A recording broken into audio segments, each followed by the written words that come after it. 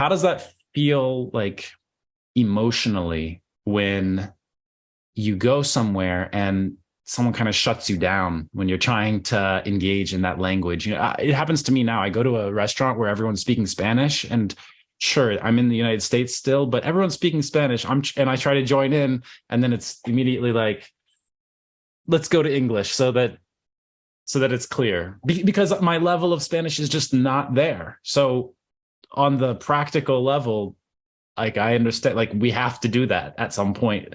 But it still kind of feels like, I'm trying so hard and didn't get what I wanted, right?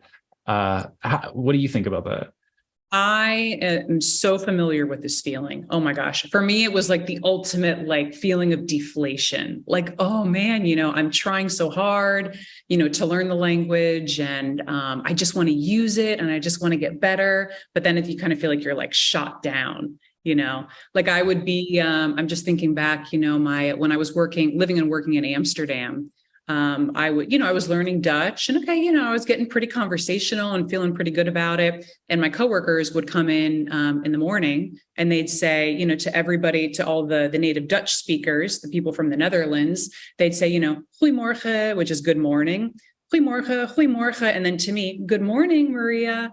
And it kind of makes you feel a little, like makes you feel different, makes you feel like you're not really included, you're not part of the group. And they do it to be polite. Their intention is just to be polite. And okay, I'm going to greet Maria in her native language, as a way of including her. But when you're trying to learn, it can kind of feel like the opposite. And it's a feeling of kind of deflation too, and as you said, there is a practical element to it, like if your language skills at that time aren't really up to speed, or, where they need to be, to the point where you can't really have an efficient conversation with someone, or, both people don't really feel comfortable because somebody clearly, can't communicate as smoothly, then, okay, we kind of have to put our egos aside and, all right, we'll switch to English. But otherwise, it can be a hard pill to swallow. Definitely.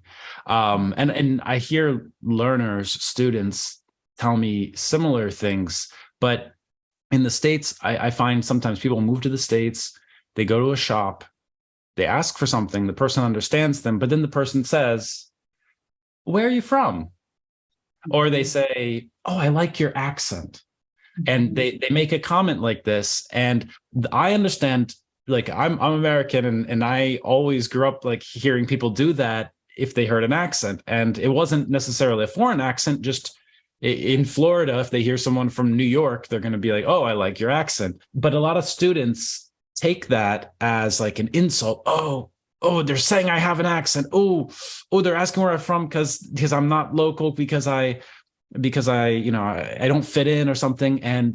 But from the American person's point of view, I understand that they're interested, like it's an interesting person, and they're trying to just make conversation with them. Yeah, for students, sometimes there are those situations where they've voiced this to me a million times, that situation of going somewhere, asking for something, and a person asking, "Where are you from?" I guess when I was abroad too, if people asked where I was from, it did show that, like, okay, they noticed something, right? I'm sure people have said something similar to you about their experience of communicating with English speakers. Yes, when you were talking, I immediately thought back to one of my college German classes. I was a German minor during undergrad. And my professor, the best professor I have ever had, she was from Vienna. So she was from Austria, native German speaker. And she had I was in Cincinnati going to school, my hometown. And she had been in Cincinnati for decades. I mean, decades. And she said something, basically what you just said. She said, people would approach her and say, "Oh, you have such a neat accent." And they meant it as a compliment, but she really didn't like hearing that. And I'll never forget that. And she said, it makes you feel like you don't belong.